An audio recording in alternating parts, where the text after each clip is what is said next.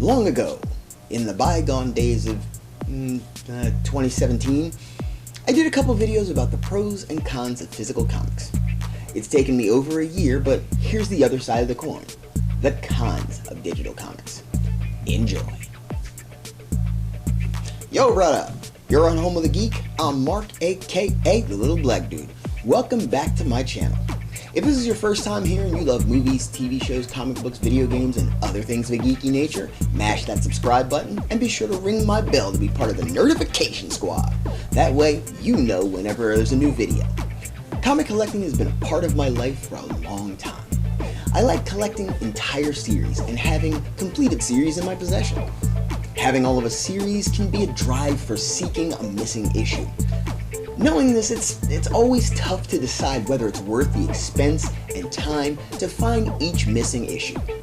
Collecting digitally alleviates some of the woes of the never-ending search, but it has its downsides too. The disadvantages are varied, but I've highlighted 3 cons of digital comic collections. What format do you collect on? Leave a comment in the down low about it.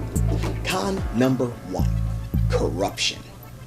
While digital comics can avoid the old trappings of getting lost under beds and in closets and can survive the difficulties of younger siblings and cousins, there's still a hazard for them: file corruption. I can't tell you how angry I've gotten when reading a comic, either online or on my tablet, and seeing a message akin to, "This page doesn't exist, you will lose some context on the next page." While a minor thing in the grand scheme of things, it's no small tragedy when you're knee deep in a story and can't continue for fear of missing something important on a page you can't access. Take it a step further. You've been reading a series and you're at the final issue, where the story's ultimate resolution is just a few pages away, and you see file not found. The nerd rage that's involved with that is all too familiar for those who have seen this before. File corruption can derail a reading session with the need to re-download the page, re-download the whole issue, or in extreme cases reinstall or update the application to prevent further problems. It's a bugbear we will all face as digital comics become more prevalent. Con number 2, compatibility. This one isn't nearly as bad now as it was in the dawn of the mobile technology age, but it's still a difficult one for many. Applications for reading digital comics are more prolific now than ever before, but they all had to start somewhere. And when anything starts, it's bound to have problems. These days, mobile tech is essentially down to iOS and Android. And there are various versions, but back in the far gone days of 2007, we had some other competitors, like WebOS and Windows Mobile and BlackBerry, not to mention the feature phones carriers had with proprietary software. What guarantee did you have that your application or your website would display well or even correctly on the device you own? Was there a version even available for the device you have? You may have to weigh the pros and cons of buying a specific device in order to guarantee your comics will be accessible to you when you want them. Thankfully, this is no longer as big an issue, but it definitely angered a geek or two in the past.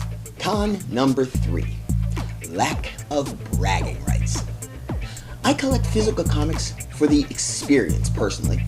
A series I enjoy must be held in my hands for it to truly feel satisfying. Saying I own every issue of DC 1 Million, for example, is a point of pride for me. Now, I have collections of digital comics as well, but I don't tend to brag about them. Simple fact is, digital comics aren't that impressive to collect. When the extent of your search for a digital comic consists of finding the correct site and clicking download, it takes some of the adventure out of it. Additionally, there's something almost ethereal about seeing a physical collection of any kind. Contemplating the money, the time, and the space required to keep such a collection is an impressive thing to one's mind. Not that having hundreds of issues of a comic on your iPad isn't impressive, it just doesn't have as much weight as having to travel to several shops and find a copy of the last issue you need to complete a series. Collecting's become a lot easier since comics are now a billion-dollar business. I can go to Walmart and find issues of comics now. I saw a 3-issue pack from the beginning of the Batman Rebirth comics just walking around in Walmart a while back, so it's not difficult to find new stuff anymore.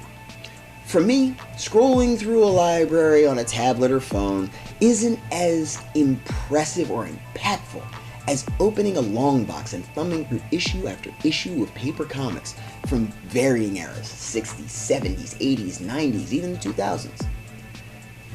It just feels more epic and has a psychological weight that an impressive collection of ones and zeros just can't match. There's plenty of other reasons to avoid digital comics, and I want to hear yours. Leave a comment in the down low with why you think collecting comics digitally can be a problem for you.